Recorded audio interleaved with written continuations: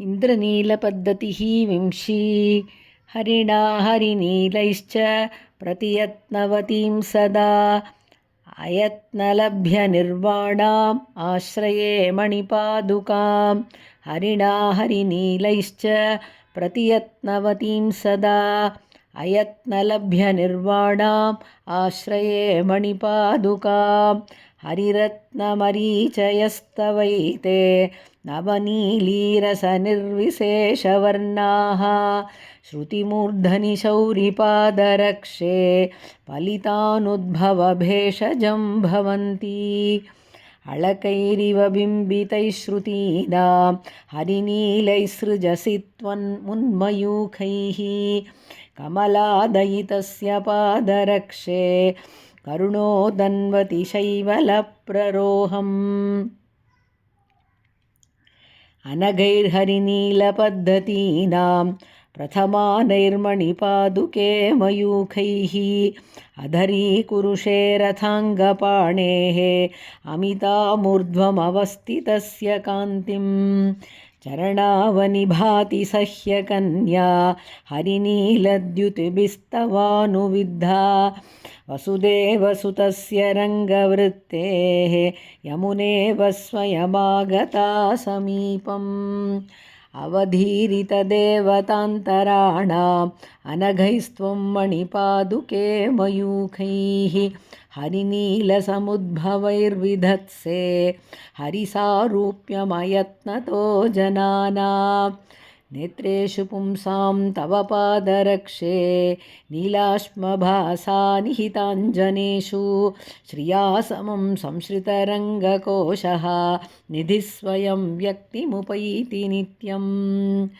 अभङ्गुरामच्युतपादरक्षे मान्यां महानीलरुचिं त्वदीयां निःश्रेयसद्वारकवाटिकायाः शङ्के समुत्पाटनकुञ्चिकाम्नः जीवयत्यमृतवर्षिणी प्रजाः तावकीदनुजवैरिपादुके घोरसंसरणघर्मनाशिनी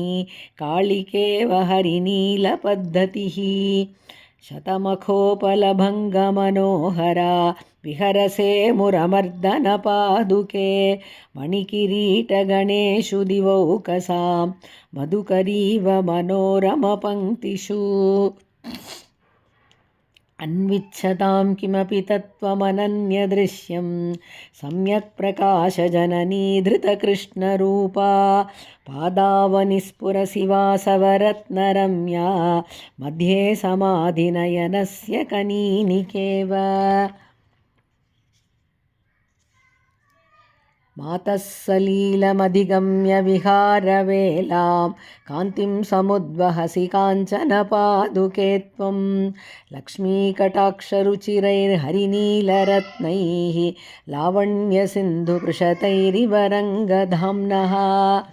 क्लिप्तावकुण्ठनविधिर्मणिपादरक्षे नीलांशुकैर्वलभिदश्मसमुद्भवैस्ते सङ्गच्छते मुनिजनस्य मतिः समाधौ रात्रौ समस्तजगतां रमणेन लक्ष्म्याः द्रष्टुं कदाचन पदावनि नैव जन्तुः शक्नोति शाश्वतनिधिं निहितं गुहायां कृष्णानुरूपहरिनीलविशेषदृश्या सिद्धाञ्जनं त्वमसि यस्य न देवि दृष्टेः प्रत्येमिरङ्गनृपतेर्मणिपादुके त्वां कृष्णां तदङ्गरुचिभिर्हरिनीलरत्नैः विश्वापराधसहनाय पदं तदीयं विश्वम्भरां भगवतीं समये भजन्तीं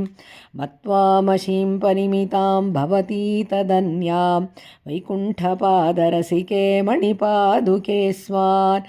अङ्क्ते स्वयं किरणलेपिभिरिन्द्रनीलैः आशातटेषु ललितानपदानवर्णान् वलमथनमणीनां धामभिस्तावकानां मधुरिपुपदरक्षे वासरैरव्यपेता अभिसरणपराणां वल्लवीनां तदासीत् शमितगुरुभयार्तिः शर्वरी काचिदन्या शतमखमणिभङ्गैरुन्मयूखैर्दिशन्ति शरणमुपगतानां रङ्गनाथेन साम्यं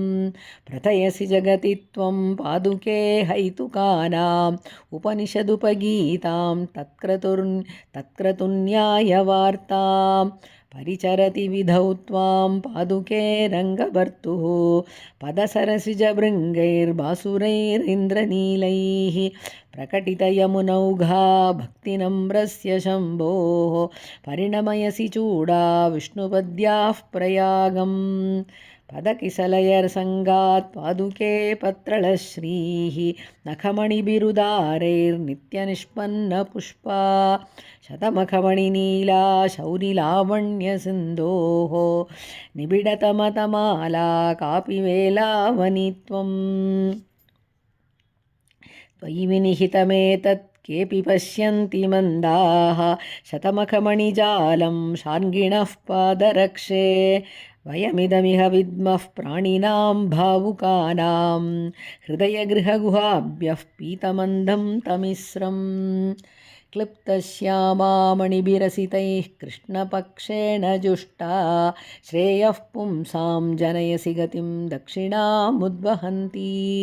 तेनास्माकं प्रथयसि परं पादुके तत्त्वविद्भिः मौळौ दृष्टां निगमवचसां मुक्तिकालाव्यवस्थाम् सद्भिर्जुष्टा समुदितविदुर्जैत्रयात्रा विनोदेषु आतन्वाना रजनिमनगामिन्द्रनीलां शुजालैः चित्रं ख्याता कुमुदवनतः पादुके पुष्यसि त्वं व्याकोचत्वं विबुधवनिता वक्त्रपङ्केरुहाणां नित्यं लक्ष्मीनयनरुचिरैः शोभिता शक्रनीलैः साळग्रामक्षितिरिव शुभैः शार्ङ्गिणो रूपभेदैः साकेतादेः समधिकगुणां सम्पदं दर्शयन्ती मुक्तिक्षेत्रं मुनिभिरखिलैः गीयसे पादुके त्वम् पादन्यासप्रियसहचरीं पादुके वासगेहात् त्वामारुह्य त्रिचतुरपदं निर्गते रङ्गनाथे अन्तस्निग्धैरसुरमहिळा वेणिविक्षेपमित्रैः श्यामच्छायं भवति भवनं शक्रनीलां शुभिस्ते या ते बाह्याङ्गणमभियतः पादुके रङ्गभर्तुः सञ्चारेषु स्फुरति विततिः शक्रनीलप्रभायाः विश्वक्सेनप्रभृतिभिरसौ गृह्यते वेत्रहस्तैः भ्रूविक्षेपस्तव दिविशदां नूनमाह्वानहेतुः अक्ष्णोरञ्जनकल्पनायवनिकालास्य प्रसूतेर्गतेः चिद्गङ्गा यमुना मुकुन्दजलधेर्वेलातमालाटवी कान्ताकुन्तलसन्ततिश्रुतिवधू कस्तूरिकालङ्क्रिया नित्यं रत्नपदावनिस्फुरति ते नीलामणिश्रेणिका निरन्तरपुरन्दरोपलभुवं द्युतिं तावकीम् अवैमि मणिपादुके सरणिसङ्गिनीं रङ्गिणः तदीयनवयौवनद्विरदमल्लगण्डस्थली गळन्मदजलञ्जला बहुलकञ्जलश्यामिकाम् प्रतीमस्त्वां पादावनि भगवतो रङ्गवसतेः घनीभूतामित्थं पदकमलमाध्वीपरिणतिं स्फुरन्तः पर्यन्ते मदगरिमनिष्पन्दमधुपप्रसक्तिं यत्रैते विदधति महानीलमणयः नमतां निजेन्द्रनील प्रभवेन मुकुन्दपादुके भवति तमसा निरस्यति तमः कण्टकमिव कण्टकेनेव नमतां निजेन्द्रनील